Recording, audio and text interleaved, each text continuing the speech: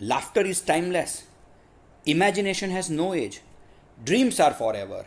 એટલે કે હાસ્ય અનંત છે, કલ્પના શક્તિની કોઈ ઉંમર નથી અને સપનાઓ શાશ્વત છે. આ લાઇન્સ હતી વોલ્ટ ડિઝનીની જ્યારે એમણે પોતાનું ડિઝનીલેન્ડનું એક અશક્ય સપનું લોકોની સામે સાકાર કરીને બતાવ્યું હતું ત્યારની.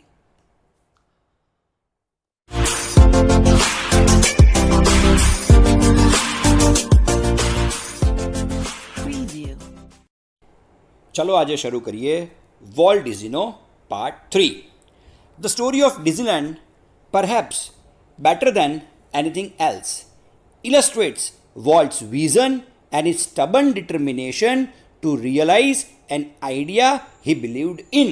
Absolutely અહીંયા વોલ્ટ ડિઝનીએ જે ડિઝનીલેન્ડનું સર્જન કર્યું હતું ને, એ ડિઝનીલેન્ડ દર્શાવે છે શું? તો ડિઝનીલેન્ડ એ જ વસ્તુનું ઉદાહરણ પૂરું પાડે છે કે વોલ્ટ કેટલા મોટા વિઝનરી હતું, કેટલી દીર્ઘ દ્રષ્ટિએ માણસ ધરાવતા હતા અને એમનું સ્ટબન ડિટર્મિનેશન કે પોતાના દ્રઢ નિશ્ચય માટે કેટલા બધા જડ હતા કે પોતાના દ્રઢ નિશ્ચયને કેટલા બધી હદ બહાર વળગી રહેતા હતા, એ જ વસ્તુનું રિયલાઇઝેશન કરાવે છે. અને તમને એક જ વસ્તુ કહે છે કે ભાઈ તમે પણ તમારા જે બી સપનું હોય એ સપનામાં તમારે હંમેશા વિશ્વાસ રાખવો જોઈએ. For years Walt had quietly nursed the dream of a new kind of amusement park. It would be a potpourri of all the ideas conjured up by his fertile imagination. હવે તમે વિચારો કે વર્ષોથી બસ એમને ડિઝનીલેન્ડ જેવું એક amusement park બનાવવું હતું અને અમ્યુઝમેન્ટ પાર્ક માટેના જેટલા પણ આઈડિયા, જેટલા પણ વિચારો હતા, he has been quietly nursing them. એ કેટલાય વર્ષોથી એને માત્ર ને માત્ર એના જ વિચારો કે એને જ કેવી રીતે બનાવીશું, કે એને જ લોકો સામે કેવી રીતે રજૂ કરશો, માત્ર ને માત્ર એના વિચારોમાં રહ્યા હતા. પણ આ જોવા જેવી વસ્તુ બોસ એક્ઝેક્ટલી આ છે કે એમણે ક્યારેય પોતાનો આઈડિયા કોઈની એ જોડે શેર કર્યો નહોતો. જ્યારે બી ડિઝનીલેન્ડ ઓપન થયું, કે હજુ પણ તમે ભવિષ્યમાં જ્યારે બી ડિઝનીલેન્ડમાં જાઓ ત્યારે મોટા ભાગની વસ્તુઓ માત્ર ને માત્ર એમના જ ભેજાની ઉપજ છે એમ કહીએ તો કહી શકાય, એમ કહીએ તો ખોટી નથી એ વાત. નંબર 2, 2 વર્ડ છે અહીંયા, પોપોરી. ઓકે, પોપોરી એટલે બહુ જ બધી અલગ અલગ વસ્તુઓનો સમન્વય. કદાચ જો તમને આઈડિયા હોય તો તમારા ઘરે બી પોપોરી હશે. ઘણી બધી વખત એવું બને છે કે આપણે ડ્રોઈંગ રૂમના ટેબલની ઉપર આપણે ફૂલો સજાઈને મૂકીએ છીએ એક નાનકડા ગ્લાસ બાઉલની અંદર, એક નાનકડા કાચના બાઉલની અંદર. યસ, એ નાનકડા કાચના બાઉલની અંદર તમે જે પેલા ફૂલો, આર્ટિફિશિયલ ફૂલો કે ડ્રાઈડ ફ્લાવર્સ તમે જે સજાઈને મૂકો છો ને, એબ્સોલ્યુટલી એને પોપોરી કહી શકાય. અને કંજર્ડ મીન્સ ક્રિએટ. ઓકે, સર્જન કરવું. જેટલી પણ ડિઝનીલેન્ડ છે, જે બી ડિઝનીલેન્ડ છે એનું સર્જન કરતા માત્ર ને માત્ર એક વ્યક્તિ છે, he is Walt Disney. But the idea of sinking millions of dollar into an amusement park, even Walt's kind of amusement park, seemed so preposterous that he wouldn't mention it to anyone. He just quietly began planning. જોવા જેવી વસ્તુ boss exactly આ છે કે Disneyland બનાવવું એટલું આસાન કામ નથી. તમે વિચારો મિલિયન્સ ઓફ ડોલર્સ એમાં ઇન્વેસ્ટમેન્ટ કરવું પડે. અને તમે જ વિચારો કે આવું અમ્યુઝમેન્ટ પાર્ક ચાલશે નહીં ચાલે, કોને ખબર. ઓકે, તમે વિચારો કે આજની તારીખમાં તમને કોઈ માણસ એવું કહે કે ચલો આપણે અમદાવાદની બહાર જ, જ્યાં આટલી બધી વસ્તી છે ને, અમદાવાદની બહાર જ એક અમ્યુઝમેન્ટ પાર્કમાં 100 કરોડનું ઇન્વેસ્ટમેન્ટ કરીએ, શું તમે તૈયાર થશો? આજના જમાનામાં જ્યાં લોકો આટલું બધું મોજ શોખ કરે છે, આટલી બધી વસ્તી છે, છતાં પણ આપણના મગજમાં 100% ક્યાંક ને ક્યાંક એક બીક તો હશે કે મેં જેટલું ઇન્વેસ્ટમેન્ટ કર્યું છે, ઇન્વેસ્ટમેન્ટ ડૂબી ના જાય. સાહેબ વિચારો, આ વાત છે 1950-51ના દાયકાની, અને એબ્સોલ્યુટલી એ સમયે મિલિયન્સ ઓફ ડોલર એક આવા આઈડિયા પાછળ, અમ્યુઝમેન્ટ પાર્કની પાછળ ખર્ચવા કેટલા યોગ્ય ગણાય. ઓકે, એટલે એબ્સોલ્યુટલી એમને પણ આ આઈડિયા થોડોક પ્રીપોસ્ટરસ, થોડોક હાસ્યાસ્પદ લાગતો હતો, એટલે એમણે ક્યારેય કોઈને કીધું નહીં. પણ બોસ જોવા જેવી વસ્તુ એક્ઝેક્ટલી આ છે કે ડિઝનીલેન્ડનું પ્લાનિંગ એમણે પોતાની રીતે જરૂરથી શરૂ કરી દીધેલું. As usual, though he influence all of us with his own enthusiasm when he finally told us about the project. Absolutely. એક દિવસ એમણે મિટિંગ બોલાવી લીધી એમના બધા માણસોની. ઓકે, રોય ડિઝનીને પણ બોલાવી લીધા. રોય ડિઝનીને પણ ખબર નહીં ભાઈ કે આ મિટિંગમાં એ શું ઘટસ્ફોટ કરવાના છે. એબ્સોલ્યુટલી મિટિંગમાં એમણે એવું કહી દીધું કે ભાઈ હું આટલા $1 million મારા અમ્યુઝમેન્ટ પાર્ક, જેનું નામ હું રાખવાનું છું ડિઝનીલેન્ડ, એની પાછળ ઇન્વેસ્ટ કરવા માગું છું. ઓકે, પહેલાં તો બધા જ લોકો ગભરાઈ ગયા. ઘણી બધી પહેલાં એવું બનતું હતું કે માત્ર જે લોકો એમને ફિનાન્સ કરતા હતા બેન્કર્સને એવું લાગતું હતું કે આ માણસ નાદાર જાહેર થશે. હવે તો એમની અડધી ટીમને એવું લાગી ગયું કે સાહેબ આ ડિઝનીલેન્ડની પાછળ તમે આ અમ્યુઝમેન્ટની પાછળ આટલા બધા રૂપિયા ખર્ચશો, 100% સાહેબ તમે નાદાર જાહેર થશો. પણ સાહેબ જોવા જેવી વસ્તુ એક્ઝેક્ટલી આ છે કે એક લીડર, એક બિઝનેસમેન, એક વિઝનરી માણસ આવો જ હોય. એમણે એક વ્યક્તિમાં એવું એન્થુઝિયાઝમ ભરી દીધું કે દરેક માણસ આ વસ્તુમાં એગ્રી થઈ ગયા કે ચલો બોસ, આપણે બી ડિઝનીલેન્ડ કરીએ છીએ અને બહુ જબરજસ્ત વસ્તુ દુનિયાની સામે રજૂ કરીએ. ટૂંકમાં એમણે બધાની અંદર ઉત્સાહ જગાડી દીધો અને જે ઉત્સાહ એમને ડિઝનીલેન્ડ માટે હતો એવો જ ઉત્સાહ એમની ટીમને પણ થઈ ગયો. Someone asked Walt, how should the Disneyland look? Quick came the reply, it should look like nothing else on this earth. Absolutely. એક ટીમ મેમ્બરે એવું પૂછ્યું કે સર ડિઝનીલેન્ડ કેવું હોવું જોઈએ. બહુ જોરદાર આન્સર વોલ્ટ ડિઝની આપે છે અને બહુ ત્વરિત આન્સર આપે છે. વોલ્ટ ડિઝની એવું કહે છે દુનિયામાં આજ દિન સુધી એવી કોઈ જ જગ્યા ના હોય એવી જગ્યા ડિઝનીલેન્ડ બનશે. Predictably we had trouble raising money, but Disneyland did open in July 1955. Okay, સખત ફિનાન્શિયલ પ્રોબ્લેમ એમને થયા. જેટલા પણ રૂપિયા વોલ્ટ ડિઝની સ્ટુડિયોઝમાં હતા બધા જ રૂપિયા ઇન્વેસ્ટ થઈ ગયા. જેટલા પણ તત્કાલીન પ્રોજેક્ટ્સ હતા મોટા ભાગના પ્રોજેક્ટ્સ બંધ કરવા પડ્યા. જેટલી મેક્સિમમ બેંક્સ પાસેથી લોન લઈ શકાય એટલી મેક્સિમમ બેંક્સ પાસેથી લોન લીધી. જેટલી વસ્તુ એ મોર્ગેજ કરી શકે, ઓકે, કે દેવામાં મૂકી શકે અને એની સામે જો લોન મળતી હોય તો બધી વસ્તુઓ મોર્ગેજ કરીને પણ બહુ જ બધી રૂપિયાઓની કે બહુ જ બધા ડોલર્સની લોન એમણે લીધી. ગમે તે હોય સખત તકલીફ પડી પણ જુલાઈ 1955માં ડિઝનીલેન્ડ ઓપન થયું. હવે જો ડિઝનીલેન્ડ ફ્લોપ જાય તો સાહેબ વોલ્ટ ડિઝની એ બહુ જ મોટો ફિયાસ્કો કર્યો કહેવાય.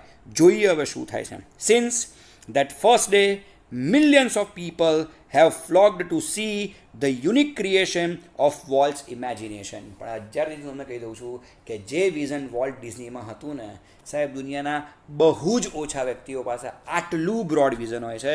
યુ વોન્ટ બિલીવ પહેલા જ દિવસથી it was a super hit kind of amusement park. Millions of people, okay, અમુક જ વર્ષોમાં લાખો કરોડો લોકોએ એ ડિઝનીલેન્ડની મુલાકાત લઈ લીધી. ઓકે, બસ માત્ર ને માત્ર એક જોવા માટે કે વોલ્ટ ડિઝનીનું ઇમેજિનેશન, વોલ્ટ ડિઝનીની કલ્પના શક્તિ કેટલી જબરજસ્ત છે. Like a kid with a new toy, the biggest, shiniest toy in the world, Walt used to wander through the park, staring as happily as any tourist. બહુ જ મસ્ત વસ્તુ એક્ઝેક્ટલી આ છે કે જ્યારથી પણ ડિઝનીલેન્ડ ઓપન થઈ ગયું ને, એકચ્યુઅલી તમને એક સારું નોલેજ આપું કે ડિઝનીલેન્ડમાં પહેલી જ ટિકિટ લેવાવાળી વ્યક્તિ રોય ડિઝની હતા. ના, he was not Walt Disney, પણ ડિઝનીલેન્ડમાં પહેલી જ ટિકિટ જે ફાટીને એ પહેલી ટિકિટ રોય ડિઝનીની ફાટી હતી. સેકન્ડરી થિંગ ઇઝ ધીસ કે જોવા જેવી વસ્તુ એ છે કે રોજ જે સવારે વોલ્ટ ડિઝની, બસ હવે વોલ્ટ ડિઝનીને માત્ર ડિઝનીલેન્ડમાં ઇન્ટરેસ્ટ છે. રોજ જે સવારે વોલ્ટ ડિઝની એ જ જે સામાન્ય ટુરિસ્ટ હોય એમની જેમ એક લાઇનમાં લાગી જાય, ટિકિટ વિન્ડો પર જાય, ટિકિટ લે અને બસ પોતાના ડિઝનીલેન્ડની અંદર ફર્યા કરે. ટૂંકમાં એમનું જે લાઈફ લોંગિંગ ડ્રીમ હતું, આખું જીવનનું જે સપનું હતું એ સપનું આજે સાકાર થઈ ગયું અને બસ જીવનના જે અંતિમ તબક્કાઓ હતા એ અંતિમ તબક્કાઓએ વોલ્ટ ડિઝનીએ માત્ર ને માત્ર ડિઝનીલેન્ડમાં ગુજાર્યા છે. જોવા જેવી વસ્તુ એક્ઝેક્ટલી આ છે. 2-4 ફેક્ટ્સ તમને ડિઝનીલેન્ડ વિશે કહી દઉં તો પહેલું ફેક્ટ એક્ઝેક્ટલી આ છે. દુનિયામાં 6 ડિઝનીલેન્ડ છે. સૌથી મોટું ડિઝનીલેન્ડ ફ્લોરિડામાં છે. ઓકે, ચાઇનામાં શાંઘાઈમાં પણ આજથી 3-4 વર્ષ પહેલાં ડિઝનીલેન્ડનું ઓપનિંગ થઈ ગયું છે. જેટલા દેશોમાં ડિઝનીલેન્ડ છે ને એ તમામ દેશોનું ટુરિઝમ જબરજસ્ત ડેવલપ થાય છે. ઓકે, જ્યાં પણ ડિઝનીલેન્ડ આવે ને ત્યાં ટુરિસ્ટની સંખ્યા આપોઆપ જ વધી જાય છે. અને બહુ જ ગજબ વસ્તુ એ છે કે ડિઝનીલેન્ડમાં રોજ રાત્રે આતિશબાજી થાય છે. આખા વર્લ્ડમાં US આર્મી પછી સૌથી વધારે દારૂગોળો જો કોઈ ખરીદતું હોય તો એ ડિઝનીલેન્ડ છે. ત્યાં રોજ જે રાત્રે આતિશબાજી થાય છે. ઓકે, અને જ્યારે પણ તમે ડિઝનીલેન્ડ જાઓ ત્યાં તમને હંમેશા એક ચોક્કસ પ્રકારની સુગંધ તમને આખા ડિઝનીલેન્ડમાં જોવા મળે. બહુ જ અમેઝિંગ જગ્યા છે. જ્યારે બી ભવિષ્યમાં ક્યારેય બી તમને ચાન્સ મળે તો do visit Disneyland.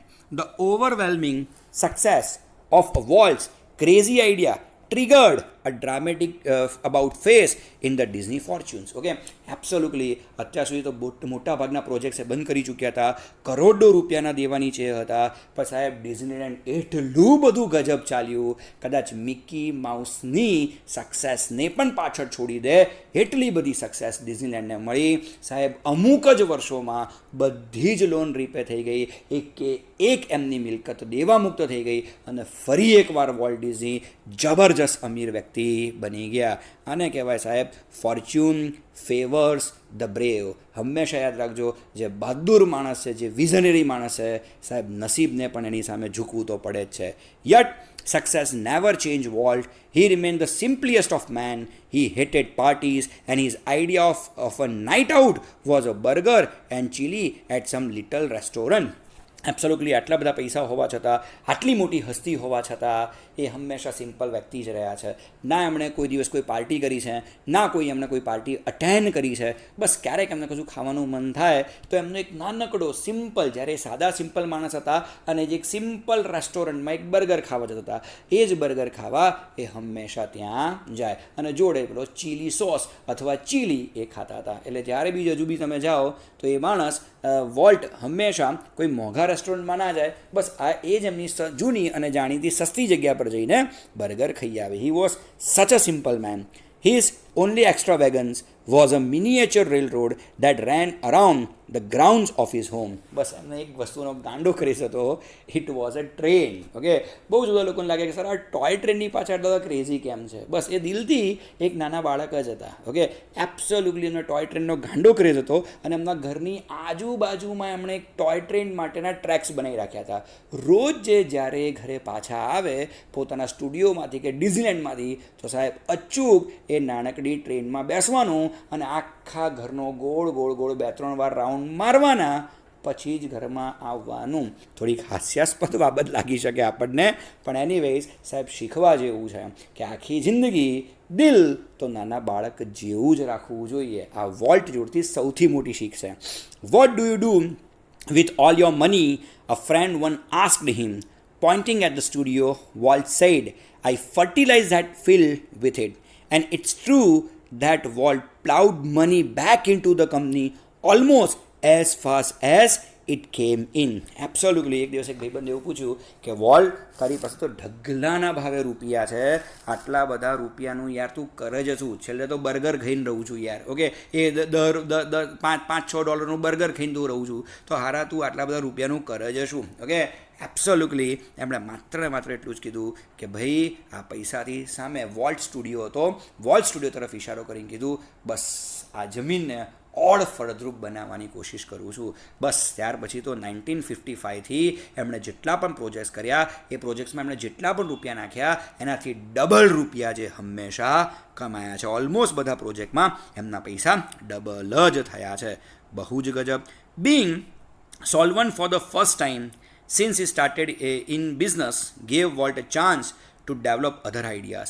These included the development of Mineral Kind, a California Institute of Art for which he donated the land and several $1 million. Okay, California ઇન્સ્ટિટ્યૂટને જે આર્ટ ઇન્સ્ટિટ્યૂટ છે એ જ ઇન્સ્ટિટ્યૂટ જેને એબ્સોલ્યુટલી વર્ષો પહેલાં volt ડિઝનીને જેમણે reject કર્યા હતા, એ જ સ્ટુડિયોને એમણે ઘણી એ જ યુનિવર્સિટી, એ જ ઇન્સ્ટિટ્યૂટને એમણે ઘણી બધી જમીન આપી, ઘણા બધા ડોનેશન્સ આપ્યા, અને બટ ઓબ્વિયસ છે કે એડમિશન ટુ ઓલની પોલિસી પણ એ ત્યાં લઈ આવ્યા હતા. ઓકે, $millions એમણે એ ઇન્સ્ટિટ્યૂટને ફર્ટિલાઇઝ કરવા માટે આપ્યા કે એમના જેવા જ બીજા વ્યક્તિઓ ત્યાંથી બહાર આવી શકે. લેટ સી આગળ શું થાય છે. Okay, fine. And most ambitious of all, $100 million Disney World and City of Tomorrow in Florida. Absolutely. ફ્લોરિડામાં ડિઝની લેન્ડ તો ખુલ્યું જ ખુલ્યું, જોડે એની જોડે એમણે સિટી ઓફ ટુમોરો નામની એક વસ્તુ પણ ખોલેલી. ઓકે, તો બે વસ્તુનું સમન્વય છે ફ્લોરિડામાં, ડિઝનીલેન્ડ અને સિટી ઓફ ટુમોરો. અને આ બંને માટે એમણે કેટલા રૂપિયા ઇન્વેસ્ટ કર્યા? તો આ બંને માટે એમણે $100 million ઇન્વેસ્ટ કર્યા હતા. ઓકે, જોવા જેવી વસ્તુ બોસ એક્ઝેક્ટલી આજે $100 million જે ફ્લોરિડાનું ડિઝનીલેન્ડ છે એની કોસ્ટ છે, વી કેન સ્પીક. એમાં સિટી ઓફ ટુમોરો પણ છે. ટ્રેજિકલી, in the midst of all this activity, Walt was stricken with his fatal illness.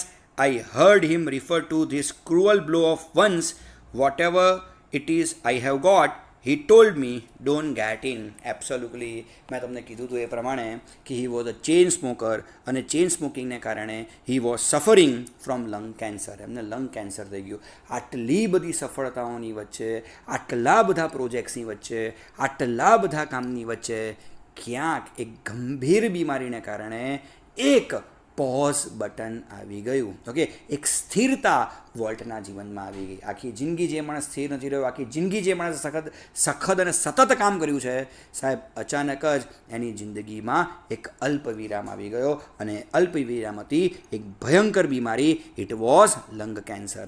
Lung કેન્સરમાં વોલ્ટ એટલા બધા હેરાન થઈ ગયા હતા કે એક દિવસ રોયને એમણે જોડે બેસાડીને એવું કીધું કે સાહેબ આ એટલી ખરાબ બીમારી છે કે હું નથી ઈચ્છતો મારા દુશ્મનને પણ આ બીમારી થાય. ઓકે, ટૂંકમાં આ ચેઇન સ્મોકર એ હતા, એ સ્મોકિંગનું એમને બહુ જ મોટી કિંમત ચૂકવવી પડી because he was stricken with lung cancer. Okay, અને હજુ કેટલા બધા પ્રોજેક્ટ એમને કરવાના બાકી હતા, પણ હવે કરી શું શકાય સાહેબ. ઓકે, પ્રોજેક્ટ્સ બહુ બધું છે, કામ બહુ બધું છે, સાલો જિંદગીએ સમય હવે એ વ્યક્તિ પાસે રાખ્યો નથી.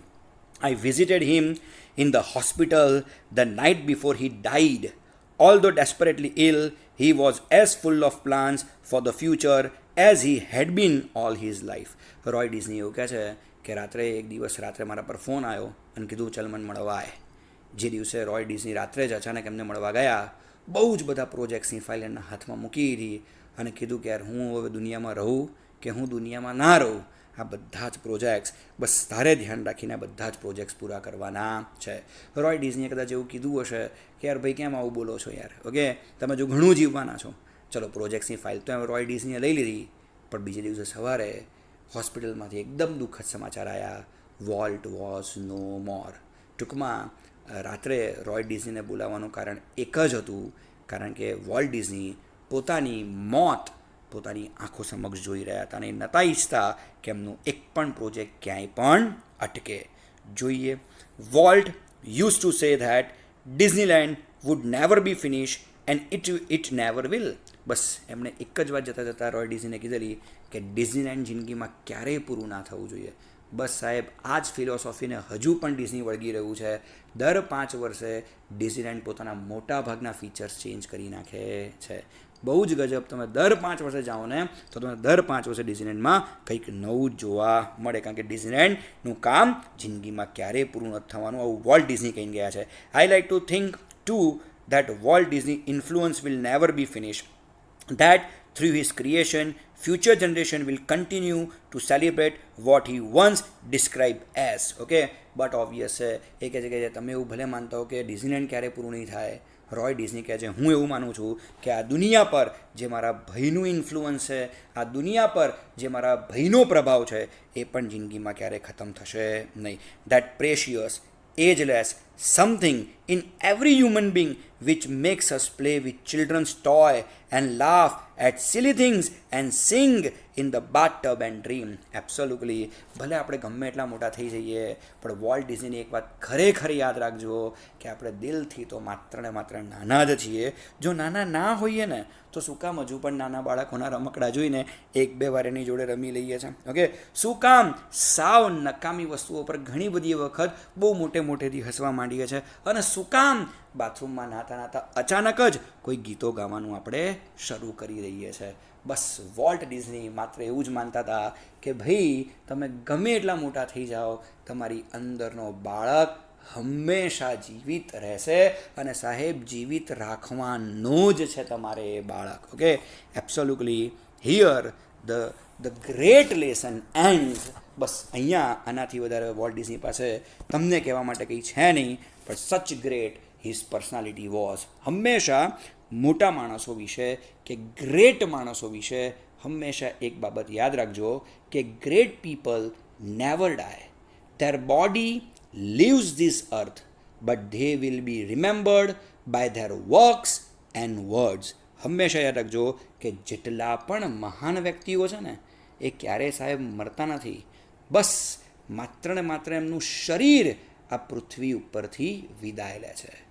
આવા વ્યક્તિઓને લોકો હંમેશા યાદ કરે છે. કેવી રીતે યાદ કરે છે? તો માત્ર બે જ રીતે યાદ કરે છે. એક, એમના કામ દ્વારા, અને નંબર બે, એમણે કહેલા મોટા વાતો, એમના દ્વારા કહેલી મોટી વાતો દ્વારા લોકો હંમેશા એમને યાદ કરે છે. બસ ડિઝનીને પણ આપણે હંમેશા આ બે વસ્તુઓ માટે કાયમ યાદ રાખવાના છે. આઈ હોપ તમને આ પાઠમાં મજા આવી હશે. પાર્ટ 1, પાર્ટ 2, પાર્ટ 3, ત્રણ પાર્ટ લીધા, પણ જ્યાં સુધી આ બધી વસ્તુઓને તમે ડિટેલમાં ના સમજાવો ને સાહેબ, પાઠમાં seriously I M telling you બહુ મજા ના આવે.